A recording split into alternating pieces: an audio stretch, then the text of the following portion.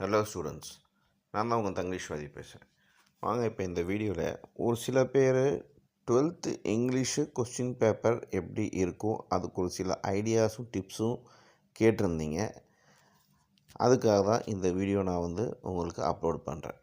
So இந்த வீடியோவில் என்ன பார்க்க போகிறோன்னாக்கா, இங்கிலீஷ் மட்டும் இல்லாமல் பொதுவாக எக்ஸாமில் 10th ஆகட்டும் 12th ஆகட்டும் என்ஐஎஸில் எந்த மாதிரி கொஸ்டின் பேப்பர் பேட்டர்ன் வரும், அது பைஃபிகரேஷன்லேயே நீங்கள் பார்த்துருக்கலாம். நிறைய சாம்பிள்ஸ் கொஸ்டின் பேப்பர்ஸ் நீங்கள் பார்த்துருக்கலாம். பட் அதோட எக்ஸ்ப்ளனேஷன் என்னன்ட்டு உங்களுக்கு நான் சொல்கிறேன். ஒரு சில விஷயம்லாம் முக்கியமான கவனிக்க வேண்டிய விஷயம் இருக்குது. அது என்னன்னு சொல்கிறேன், கவனமாக கேட்டுக்கோங்க. உங்களுக்கு ஈஸியாக இருக்கும். முதல்ல எக்ஸாம் நினச்சி பதட்டப்படாதீங்க, டென்ஷன் ஆகாதீங்க. ஆஃப்டர் ஆல் எக்ஸாம் தான். உங்களால் நீங்கள் எல்லாம் படிச்சிருக்கீங்க, உங்களால் எல்லாமே எழுத முடியும். ஒரே ஒரு விஷயம் மட்டும் ஞாபகம் வச்சுக்கோங்க, கொஸ்டின் பேப்பர் ஃபுல்லாக படிங்க. ஒரு 15 நிமிஷம் டைம் எடுத்துக்கோங்க. 3 மணி நேரம் டைம் இருக்குது. 15 நிமிஷம் கொஸ்டின் பேப்பர் ஃபுல்லாக படித்து புரிஞ்சுக்கிறதுக்கு டைம் எடுத்துக்கோங்க. First step. செகண்ட் ஸ்டெப்பு, எந்த கொஸ்டினையும் விடாதீங்க. தெரியலனாலும் ஏதோ ஒன்று எழுதிட்டு வாங்க. அது ஏதோ ஒன்றுங்கிறது டாபிக் சம்மந்தப்பட்டது, எழுதிட்டு வாங்க, விடாதீங்க. அதே ஆட்டம் ஒவ்வொரு கொஸ்டினுக்கும் இத்தனை வேர்ட்ஸில் ஆன்சர் எழுதியிருக்கணும்னு சொல்லுவாங்க. அத்தனை ஆன்சர்ஸு அத்தனை வேர்ட்ஸ்லேயும் அந்த ஆன்சர்ஸ் எழுதிட்டு வாங்க. இது 3வது விஷயம். 4வது விஷயம், எக்ஸாம் எழுதி கடைசியாக 15 நிமிஷத்துக்கு கொஸ்டின் ஆன்சர்ஸ் எல்லாமே கரெக்டாக நீங்கள் எழுதியிருக்கீங்களான்னு பாருங்கள். அதே மாதிரி கரெக்டான கொஸ்டின்ஸ் நம்பரு நீங்கள் எழுதியிருக்கணும், அதுக்குண்டான ஆன்சர் எழுதியிருக்கணும். இதெல்லாம் செக் பண்ணிக்கோங்க. ஃபைனலாக என்ன சொல்கிறதுனா, நீங்கள் உங்கள் ஹேண்ட் ரைட்டிங் நீட்டாக இருக்கணும், ப்ரெசன்டேஷன் நீட்டாக இருக்கணும். அதே மாதிரி ஹைலைட் பண்ண வேண்டிய விஷயம் எல்லாமே அண்டர்லைன் பண்ணியிருக்கணும். இது எல்லாமே தான் மெயினான விஷயம், உங்கள் மார்க்கை அதிகமாக ஸ்கோர் பண்ணுறதுக்கு உண்டான விஷயம். ஸோ இதை மட்டும் நீங்கள் கவனிச்சுக்கோங்க. சரி, இப்போ வாங்க நம்ம டாபிக்குள்ளே போகலாம். இங்கே என்ஐஎஸ் வெப்சைட்டில் இருந்தே ஒரு கொஷின் பேப்பரை டவுன்லோட் பண்ணியிருக்கேன். Model question paper, sample question paper download பண்ணியிருக்கீங்க. அது என்னென்னு அதை பற்றி நம்ம எக்ஸ்பிளைன் பண்ணுறோம். ஸோ ஃபஸ்ட்டிங்கனாக்கா, இது 10th உண்டான ஒரு கொஷின் பேப்பர். ஸோ இது நீங்கள் 10th இருந்தாலும் சரி, இல்லை வேறு எந்த சப்ஜெக்ட் இருந்தாலும் சரி, அந்த கொஷின் பேப்பரை நீங்கள் டவுன்லோட் பண்ணி நீங்கள் பார்த்துக்கலாம், ரெஃபர் பண்ணிக்கலாம். எல்லாத்துக்கும் ஒரே இன்ஸ்ட்ரக்ஷன்ஸ் தான். இப்போ இதுக்கு என்ன சொல்கிறாங்க அப்படின்னு பார்ப்போம். ஃபஸ்ட்டு பார்த்தீங்கன்னாக்கா, நோட்டுன்னு கொடுத்துருக்காங்க. அது ரொம்ப முக்கியம். அதுக்கு மேலே டைம் 3 ஹவர் 3 ஹவர்ஸ் உங்களுக்கு இருக்குது. 3 ஹவர்ஸில் 15 நிமிஷம் கொஷின் பேப்பர் படிக்கிறதுக்கு போயிடும். கடைசி 15 நிமிஷம் உங்களுக்கு ஆன்சர் கரெக்டாக இல்லையா பார்க்குறதுக்கு போயிடும். ஸோ ½ அன் ஹவர் அதில் போயிடுது. ஆக மொத்தம் உங்களுக்கு இருக்கிறது 2.5 மணி நேரம். இந்த 2.5 மணி நேரத்தில் முழுசாக யூஸ் பண்ணிக்கோங்க. இது 100 மார்க்ஸ்க்கு வருது இங்கிலீஷ் கொஸ்டின் பேப்பர். அதில் நோட்டுன்னு போட்டிருக்காங்க. அது முக்கியமான விஷயம் என்னென்னாக்கா, 39 கொஸ்டின்ஸ் கேட்டிருக்கேன்னு சொல்லியிருக்காங்க. அது 2 பார்ட்டாக பிரிச்சிருக்காங்கன்னு சொல்லியிருக்காங்க. ஸோ இது 39 கொஸ்டின்ங்கிறது இந்த கொஸ்டின் பேப்பருக்கு உண்டான சாம்பிள் கொஸ்டின் பேப்பருக்கு உண்டான ஒரு விஷயம். சீதாக உங்களுக்கு 40 கூட வரலாம், இல்லை 45 கூட வரலாம், இல்லை 49 கூட வரலாம். அது அந்தந்த கொஷின் பேட்டர்னை பொறுத்து இருக்குது. அதை பார்த்துக்கோங்க. ஆனால் இன்ஸ்ட்ரக்ஷன் சேம்ஸ் தான். So answer all question are compulsory. So எல்லா கொஸ்டினும் கம்பல்சரி, எதுலேயுமே நீங்கள் விட்டு வைக்கக்கூடாது. 3வது, mark of each questions are indicated against it. So ஒவ்வொரு கொஸ்டினுக்கு ஆப்போசிட்டையும் அதோட மார்க் எவ்வளோன்ட்டு போட்டிருப்பாங்க. இதில் என்ன போட்டிருக்காங்கன்னா, இந்த கொஸ்டின் பேப்பர் பிரகாரம் 1லேருந்து 19வது கொஸ்டின் பார்த்தீங்கன்னாக்கா 1 மார்க் கொஸ்டின் கேட்டிருக்காங்க. அதில் பார்த்தீங்கன்னாக்கா உங்களுக்கு எம்சிக்யூ கொஸ்டின்ஸு, அதேட்டம் ஃபில் இந்த blanks, true or false, match the columns, 1 words, answer types, இது எல்லாமே கேட்டிருக்காங்க. இது எல்லாமே 1 மார்க்கு. இதுலேருந்து கொஸ்டின் 1லேருந்து கொஸ்டின் 19 வரைக்கும் 1 மார்க்குன்னு சொல்லியிருக்காங்க. அப்புறம் கொஸ்டின் நம்பர் 20, 22, 29, 31, 33, 35, 37 பார்த்தீங்கன்னா உங்களுக்கு ஷார்ட் ஆன்சர்னு சொல்லியிருக்காங்க. அது ஒவ்வொரு ஆன்சருக்கும் உங்களுக்கு 2 மார்க்கு கொடுத்துருக்காங்க. அந்த 2 மார்க்கு பார்த்தீங்கன்னா கண்டிப்பாக நீங்கள் 30 வேர்டு, குறைஞ்சது 30 வார்த்தைகள் எழுதி இருக்கணும்னு சொல்கிறாங்க. இந்த மாதிரி இன்ஸ்ட்ரக்ஷன்ஸ் கண்டிப்பாக நீங்கள் படிச்சுக்கணும். நீங்கள் 30 வேர்டுக்குள்ளே எழுதுனா தான் உங்களுக்கு அந்த ஃபுல் மார்க் கிடைக்கும். நீங்கள் ஜஸ்ட்டு கொஞ்சமாக எழுதினாக்கா அதுக்கு தகுந்த மாதிரி அரை மார்க்கு 1 மார்க்கு தான் கிடைக்கும். அதை ஞாபகம் வச்சுக்கோங்க. உங்கள் மார்க்கு கம்மியாகிறதுக்கும் இந்த இடம் தான், அதிகமாகிறதுக்கும் இந்த இடம் தான். ஸோ அதை நீங்கள் பார்த்துக்கோங்க. அடுத்தது 20வது கொஸ்டின், 22, 29, 31, 33, 35, 37வது கொஸ்டின் ஷார்ட் ஆன்சர்ஸ் தான். ஆனால் இது 30 வேர்டு எழுதணும்னு நம்ம பார்த்துருக்கோம். ஆனால் அடுத்தது பார்த்திங்கனாக்கா உங்களுக்கு என்ன சொல்கிறாங்கன்னா, உங்களுக்கு அதாவது 21வது கொஸ்டின், 30வது கொஸ்டின், 34வது கொஸ்டின், இதெல்லாம் 3 மார்க்கு இதுக்கு எல்லாத்துக்கும் கொடுக்குறாங்க. அதுக்கு எத்தனை வேர்டு எழுதணுனாக்கா 40 வேர்டுக்குள்ளே நீங்கள் எழுதியே ஆகணும் அப்படின்னு சொல்கிறாங்க. அதே ஆட்டம் 38வது 39வது அது இதெல்லாமே 4 மார்க்கு இதுக்கு இருக்குது. அது நீங்கள் 100 வேர்டுக்குள்ளே 100 எழுத்துக்குள்ளே எழுதியிருக்கணும். அதே 36வது பார்த்தீங்கன்னாக்கா உங்களுக்கு லாங் ஆன்சரு இது வந்து 5 மார்க்கு. இது 150லேருந்து 200 வேர்டுக்குள்ளே இருக்கணும் இந்த ஆன்சர்னு சொல்லியிருக்காங்க. ஸோ இதில் தெளிவாகவே சொல்லிட்டாங்க. நீங்கள் அது கம்மியாக எழுதினாக்கா கம்மி மார்க் கிடைக்கும். ஸோ அதிகமாக எழுதியும் பிரயோஜனம் இல்லை, உங்கள் டைம் வேஸ்ட் ஆகும். அவங்க என்ன கொடுத்துருக்காங்களோ அத்தனை வேர்ட்ஸ்க்குள்ளே நீங்கள் எழுதி ஆகணும். இதுதான் ரூல்ஸ். நெக்ஸ்ட்டு மாடியூல் 1ன்னு கொடுத்துருக்காங்க, மாடியூல் 2ன்னு கொடுத்துருக்காங்க. இதில் ஏதோ ஒரு மாடியூல் நீங்கள் அட்டென்ட் பண்ணால் போதும் அப்படின்னு சொல்லியிருக்காங்க. இப்போ நம்ம பார்ட் 1 பார்ப்போம்.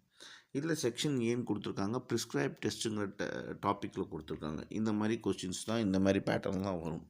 இதில் பார்த்தீங்கன்னா சூஸ் ஆன்சர் கொடுத்துருக்காங்க. அது எல்லாமே 2 மார்க்கு. சரிங்களா, 2 கொஸ்டின் கேட்டிருக்காங்க, 2 மார்க்கு. அதை பார்த்துக்கணும். இதில் ஏதோ ஒரு கொஸ்டினுக்கு ஆன்சரு நீங்கள் சூஸ் பண்ணி எழுதணும். இந்த மாதிரி வரும். அப்புறம் ஆன்சர் த ஃபாலோயிங் கொஸ்டின் கொடுத்துருக்காங்க. ஸோ உங்களுக்கு லெசன்லேருந்து போயம்லேருந்து ஆகட்டும், லெசன்லேருந்து ஆகட்டும், உங்களுக்கு ஆன்சர் த ஃபாலோயிங் எத்தனை கொஸ்டின் கேட்டிருக்காங்க அத்தனை கொஸ்டின் எழுதிருக்கணும். அப்புறம் 3வது பார்த்தீங்கன்னா read the text carefully and identify the true or false sentence. So அவங்க ஒரு பேசேஜ் கொடுத்துருவாங்க, பேராகிராஃப் கொடுத்துருவாங்க. அது ஃபுல்லாக நீங்கள் படித்து புரிஞ்சு கீழே கொஸ்டினுக்கு கொடுத்துருப்பாங்க. அந்த கொஸ்டின் ட்ரூவாக ஃபால்ஸான்னு நீங்கள் எழுதணும். உண்மையா இல்லை பொய்யான்னு எழுதணும். இது ஒன்று. அடுத்து செக்ஷன் பியில் பார்த்தீங்கன்னாக்கா நான் ப்ரிஸ்கிரைப் டெக்ஸ்ட்டு அப்படின்னு வருது. இதில் என்ன வருதுனாக்கா read the following passage carefully and answer the question. So உங்களுக்கு பார்த்தீங்கன்னாக்கா ஒரு பேசேஜ் கொடுத்துருவாங்க, பேராகிராஃபு கதை மாதிரி ஏதோ ஒரு கண்டென்ட் கொடுத்துருவாங்க. அதில் இந்த கொஸ்டின்ஸ் கேட்பாங்க. அந்த கொஸ்டின்ஸ்க்கு நீங்கள் ஆன்சர் எழுதணும். அந்த கொஸ்டின்ஸ் எப்படி இருக்குன்னாக்கா ஒன்று ஃபில் த பிளாங்க்ஸாக இருக்கலாம், சூஸாக கூட இருக்கலாம். இந்த மாதிரி எப்படி வேணாலும் இருக்கலாம். அதை நீங்கள் எழுதணும். ஸோ அதுக்கப்புறம் மறுபடியும் பார்த்தீங்கன்னாக்கா உங்களுக்கு 8வது கொஸ்டினில் மறுபடியும் பேசேஜ் கொடுத்துருக்காங்க. அதை படித்து ட்ரூ ஆர் ஃபால்ஸ் கொஸ்டின் கேட்டிருக்காங்க. அது உண்மையாக பொய்யான்ட்டு நீங்கள் எழுதணும். அப்புறமா வருது செக்ஷன் சி. செக்ஷன் சியில் பார்த்தீங்கன்னாக்கா கிராமர் பார்ட் வருது. கிராமரில் வந்து ஒன்றும் இல்லை, ஈஸியான விஷயங்கள் தான் இருக்குது. ஒரு example fill in the blanks கொடுத்துருக்காங்க. அதில் வெர்பு நீங்கள் கண்டுபிடிக்கணும். ஷீ டேஷு ப்ராக்கெட்டில் ஃபினிஷின்னு கொடுத்துருக்காங்க. ஃபினிஷ்னாக்கா her homework before dinner every day. அதாவது அவங்க வந்து அவங்க ஹோம்ஒர்க்கு சாப்பிட்றதுக்கு முன்னாடி எப்பயுமே முடிச்சிடுவாங்க தினமும். அதுதான் அதுக்கு அர்த்தம். அதுக்கு ஃபினிஷிங் போட்டிருக்காங்க. அதுக்கு நீங்கள் வெர்பு அப்ராப்ரியேட்டான form of a verb. She finished her work, இல்லை she completed her work homework before dinner every day அப்படின்னு எழுதலாம். மை ஃபேமிலி டேஷ் லிவ்னு கொடுத்துருக்காங்க. அங்கே லிவ்டுன்னு போட்டுடலாம். My family lived in Bhopal for 5 years now. அப்புறம் எஸ்டர்டே ஐ கோன்னு போட்டிருக்காங்க to the store to buy some grocery. எஸ்டர்டேங்கிறது past tense. So yesterday I கோங்கிறது வென்ட்டுன்னு போடணும். அப்புறம் my family live in Bhopal for 5 years now அப்படின்னு போகிறோம். மை ஃபேமிலி நவ்னா ப்ரெசன்ட் டென்ஸில் வருது. இது 2வது நான் சொல்கிறேன். My family is living in Bhopal for 5 years now அப்படின்னு நீங்கள் எழுதணும். ஸோ அந்த சூட்டபுளான வேர்ப்ஸுக்கு தகுந்த மாதிரி நீங்கள் அந்த கிராமரை ஃபில் பண்ணணும். அது ரொம்ப ஈஸி தான். அடுத்தது 10வது பார்த்தீங்கன்னாக்கா உங்களுக்கு சூஸ் த கரெக்ட் ஆல்டர்னேட்டிவ்ஸ் வருது. கீழே கொடுத்துருக்காங்க. அது எந்த ஒரு சென்டென்ஸ், ஜெரண்டா, பார்ட்டிசிபலா அப்படின்னு சொல்லிட்டு இது நீங்கள் ஏதாவது சாம்பிள் கைடு வச்சுருந்தாலும் சரி. நான் கைடை ப்ரமோட் பண்ண மாட்டேன், இருந்தாலும் சொல்கிறேன். முக்கால்வாசி பேர் கைடு தான் ஃபாலோ பண்ணிருக்கீங்க. அப்படி இருக்கும்போது உங்களுக்கு solved question papers, solved question answers வந்து என்ஐஎஸ் வெப்சைட்ஸில் இருக்குது. அதை பார்க்கும்போது உங்களுக்கு ஜெராண்டிங் என்னென்னு உங்களுக்கு புரியும். அதை பார்த்து நீங்கள் எழுதணும். இது ஒன்று. அடுத்தது பார்த்தீங்கன்னாக்கா உங்களுக்கு 11வது fill the blanks with appropriate WH question. WH கொஸ்டின்னாக்கா வாட்டு, வென்னு, வேரு, ஹூவு இதெல்லாம் WHல ஆரம்பிக்கிறது. ஸோ இதுதான் WH கொஸ்டின்ஸ்னு சொல்லுவாங்க. அதை வச்சு நம்ம எழுதணும். ஃபார் எக்ஸாம்பிள் ஒன்று சொல்கிறேன். Dash is you new job. கீழே it's interesting, I enjoy it. So இந்த இடத்துல WH வச்சு ஒரு கொஸ்டின் எழுதணும். What is you new job வருமா, where is you new job வருமா, which is you new job வருமா, இல்லை ஹூ இஸ் யூ நியூ ஜாப்னு வருமா. இந்த மாதிரி நாம் கண்டுபிடிச்சி எழுதணும். செகண்ட் பார்த்தீங்கன்னா dash did the party end, it ended before 8 PM.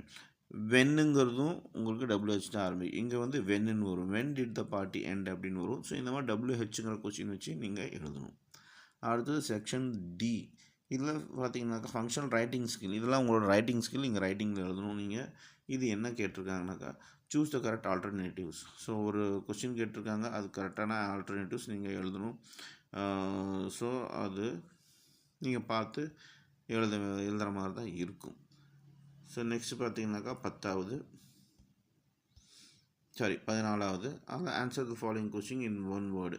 So ஒரு கொஷின் கேட்பாங்க, அதில் வந்து பார்த்திங்கன்னா ஒன் வேர்டில் நீங்கள் ஆன்சர் பண்ணணும். அதுக்கு வந்து ஒரு கொஸ்டினுக்கு 1 மார்க்கு. அப்புறம் செக்ஷன் சி ஆரம்பிக்குது. இது ஆப்ஷனல் 1ன்னு போட்டிருக்காங்க. சரிங்களா? English receptionist. இது ரிசப்ஷனிஸ்ட் டைலாகு, இதுதான் ஃபேமஸ், இது அடிக்கடி வரும். ஸோ இது நீங்கள் அந்த புக்கை பார்த்து படிச்சுக்கோங்க. இதில் அதுக்கு தகுந்த மாதிரி கேட்பாங்க. அவங்க என்னென்ன வச்சுருக்கணும், என்னென்ன ரிசப்ஷனிஸ்ட் என்னென்ன வச்சுருக்கணும், எந்த மாதிரி டைரி வச்சுருக்கணும், எந்த மாதிரி ஹாபி வச்சுக்கணும், எல்லாமே இருக்கும். இது நீங்கள் பார்த்து தெரிஞ்சுக்கோங்க. டவுட் இருந்தால் கேளுங்க, சொல்கிறேன் நான். அடுத்தது பார்த்தீங்கன்னாக்கா உங்களுக்கு 17வது வருது. உங்களுக்கு அதை ரிசப்ஷனிஸ்ட்டு தான் அண்டர்லைன் பண்ணணும். ஒரு சில கொஸ்டின் கேட்பாங்க. டெலிஃபோனிக் கான்வர்சேஷனில் ஒரு சில விஷயம்லாம் கேட்டிருப்பாங்க, அதை நீங்கள் ஃபில் பண்ணணும். அதுக்கப்புறம் உங்களுக்கு செக்ஷன் இ ஆரம்பிக்குது. ESP of office users. ஆஃபீஸில் எந்த மாதிரி எல்லாமே நீங்கள் லெட்டர் எழுதுறது, அந்த மாதிரி விஷயங்கள் எல்லாமே உங்களுக்கு கேட்பாங்க. அதை நீங்கள் சூஸ்லேயே வச்சு எழுதிக்கலாம். எல்லாமே ஆன்சர்ஸ் அங்கே கொடுத்துருவாங்க, அதை பார்த்து தான் எழுத போகிறீங்க. அப்புறம் part B prescribed. Section A, இது ஆப்ஷனில் வரும், அதுவும் நீங்கள் தெரிஞ்சுக்கோங்க. 20வது question answer any one of the following question. ஏதோ ஒரு கொஸ்டினுக்கு நீங்கள் ஆன்சர் எழுதணும். ஸோ அடுத்ததும் அதுதான். அடுத்தது பார்த்தீங்கன்னாக்கா 22வது ஆன்சர் த ஃபாலோயிங் கொஸ்டின். இதுவும் ஆன்சர் த ஃபாலோயிங் கொஸ்டின் வருது. ஸோ இந்த மாதிரி தான் உங்களுக்கு கொஷின் பேப்பர் வரும். அப்போ செக்ஷன் பியில் பார்த்தீங்கன்னா நான் ப்ரிஸ்கிரைப்டு. இதுவும் அதே மாதிரி தான். ஒரு பேசேஜ் கொடுத்து அதில் question answers true or false இந்த மாதிரி விஷயங்கள்லாம் கேட்பாங்க. இதில் இன்னொரு விஷயம் இருக்குது. இந்த 26வது பார்த்தீங்கன்னாக்கா அதில் உங்களுக்கு 6ன்னு ஒரு ஆப்ஷன் கொடுத்துருக்காங்க. அதாவது அதில் வந்து 26(1), 26(2)ன்னு கொடுத்துருக்காங்க. இதில் ஏதோ ஒன்று எழுதுனா போதும், அது ஆப்ஷனல். ஸோ 6ன்னு கொடுத்தா ஆப்ஷனல், ஏதோ ஒன்று எழுதுனா போதும்னு அர்த்தம். அது நீங்கள் கவனிச்சுக்கோங்க. ஸோ அதே மாதிரி தான் 28லேயும் இருக்கும். ஒரு பேராகிராஃப் கொடுத்துருக்காங்க, அது கேர்ஃபுல்லாக படித்து நம்ம 38வது 40வது கொஸ்டின்ஸ்க்கு ஆன்சரு நம்ம எழுதணும் அப்படின்னு சொல்லியிருக்காங்க. அப்புறம் செக்ஷன் சியில் வந்து அகைன் அதே மாதிரி கிராமர் வருது. அது நம்ம பார்த்து இன்டைரக்ட் ஸ்பீச், டைரக்ட் ஸ்பீச் எல்லாம் கேட்டிருக்காங்க. பேசேஜ் பார்த்து ஆன்சர் எழுத சொல்லியிருக்காங்க செக்ஷன் டியில். ஸோ இதே தான் ஆப்ஷனல் 1, ஆப்ஷன் 2ல் வருது. ஸோ இந்த மாதிரி தான் கொஸ்டின்ஸ் இருக்கும். ஸோ இதுலேருந்து என்ன புரியுதுன்னா உங்களுக்கு நீங்கள் புரிஞ்சுக்கணும்னா, வெறும் கொஸ்டின் ஆன்சர், லெசனில் இருக்க கொஸ்டின் ஆன்சர் மட்டும் படித்து ஒன்றும் பிரயோஜனம் கிடையாது. போயம் மட்டும் படித்து ஒன்றும் பிரயோஜனம் கிடையாது. நீங்கள் ஓவராலாக ஒவ்வொரு லெசன்லையும் அந்த பைஃபிகுரேஷன் எடுத்துக்கோங்க. அதில் பார்த்தீங்கன்னா இருக்க லெசனில் முதல்ல நீங்கள் இன்டெக்ஸ் கொஸ்டின், டெர்மினல் கொஸ்டின்ஸ்லாம் படித்து முடிச்சிருப்பீங்க. அதை விட்டுடுங்க. இனிமேட்டு நீங்கள் அதில் இருக்க கிராமர் பார்ட்டை கான்சன்ட்ரேட் பண்ணுங்கள். ஏன்னா கிராமர் பார்ட் மட்டும் பார்த்திங்கனாக்கா 40லேருந்து 50% வரைக்கும் வருது, மார்க்ஸ் வரைக்கும் வருது. ஸோ நீங்கள் அதில் கான்சன்ட்ரேட் பண்ணுங்கள். அதுவும் ரொம்ப ஈஸியாக இருக்கும். உங்களுக்கு பேசேஜே கொடுத்துருவாங்க, அதில் வந்து நீங்கள் சூஸ் பண்ணி எழுதுறது தான். ஸோ நீங்கள் படிக்க தெரிஞ்சிருக்கணும், புரிஞ்சிக்க தெரிஞ்சிருக்கணும். இதெல்லாம் ரொம்ப ரொம்ப முக்கியம். ஸோ இதுதான், இப்படி தான் நீங்கள் என்ஐஎஸ் எக்ஸாம்ஸை எழுதணும். எந்த ஒரு லெசனாக இருந்தாலும் சரி, சப்ஜெக்டாக இருந்தாலும் சரி. ஸோ இதில் எந்த ஒரு மாற்றமும் இல்லை. ஸோ இதில் நீங்கள் பயப்பட தேவையில்ல, பதட்டப்பட தேவையில்ல, நாளைக்கு என்ன நடக்கும்னு யோசிக்க தேவையில்ல. நீங்கள் இத்தனை வருஷம் என்ன படிச்சிங்களோ, இத்தனை மாதம் என்ன படிச்சிங்களோ, அதுலேருந்து தான் வரப்போகுது. என்ன இன்டைரக்டாக தான் கேட்பாங்க. அதுதான் என்ஐஓஎஸோட ஒரு சிஸ்டம். அதில் நீங்கள் வருத்தப்பட தேவையில்ல, பயப்படப்பட தேவையில்ல. சரிங்களா? ஸோ நீங்கள் பொறுமையாக தெளிவாக நீங்கள் புரிஞ்சுக்கோங்க. ஒரே விஷயம், வாட் யூ ஹேவ் லேர்ன்ட்டு ஒவ்வொரு லெசனுக்கு பின்னாடி இருக்கோ அதை நீங்கள் ரிவைஸ் பண்ணுங்கள், புரிஞ்சுக்கோங்க. மக்கு மட்டும் அடிக்காதீங்க, அது உதவாது. நீங்கள் புரிஞ்சு படிச்சுக்கோங்க. டவுட் இருந்தால் எந்த டாப்பிக்கு எந்த லெசன்னு கேளுங்க, நான் சொல்லித்தரேன். அதில் எந்த ஒரு கவலையும் இல்லை. பட் புரிஞ்சு படிங்க. அங்கே போனால் நீங்கள் க்ரியேட்டிவிட்டியாக உங்கள் ஓன் வேர்ட்ஸ் வச்சு தான் எழுதணும். இதை மட்டும் புரிஞ்சுக்கோங்க. அதாட்ட அவங்க கொடுத்துருக்க 30 வார்த்தை, 50 வார்த்தை, 150 வார்த்தை அந்த மாதிரி இருந்தால் மட்டுமே தான் உங்களுக்கு நல்ல மார்க் வரும். இல்லை நீங்கள் எவ்வளோ ஸ்ட்ரகிள் பண்ணாலும் அதில் கம்மியான மார்க் வரும். அப்புறம் வருத்தப்படுறதுக்கு எதுவுமே இல்லை. ஸோ இந்த ஆப்பர்ச்சுனிட்டியை நல்லா யூஸ் பண்ணிக்கோங்க. ஸோ உங்களுக்கு ஹால் டிக்கெட்லாம் வந்திருக்குன்னு நம்புகிறேன். அதில் சென்டர்ஸ் எல்லாம் இருக்கும். சென்டர்ஸ்க்கு ஃபோன் பண்ணி கேட்டுக்கோங்க, எங்கே இருக்குது என்ன ஏதுன்ட்டு கிளாரிஃபை பண்ணிக்கோங்க. முக்கால்வாசி கவர்மெண்ட் ஸ்கூலில் தான் போட்டிருக்காங்க. ஸோ இதெல்லாமே புது சென்டர்ஸ் தான் இருக்கும். ஸோ இதெல்லாம் தெரிஞ்சுக்கோங்க. கடைசி நேரத்தில் ஹரிபரி பண்ணிக்காதீங்க, ரஷ் பண்ணிக்காதீங்க. ஓகேங்களா ஸ்டூடெண்ட்ஸ்? இதில் ஏதாவது டவுட் இருந்தால் எனக்கு கால் பண்ணுங்கள், எனக்கு வாட்ஸ்அப் பண்ணுங்கள், இல்லை எனக்கு மெசேஜ் கமெண்ட் பண்ணுங்கள். நான் உங்களுக்கு சப்போர்ட் பண்ணுறேன். Okay, all the best. and thank you for your support and all the best for your exams. Bye.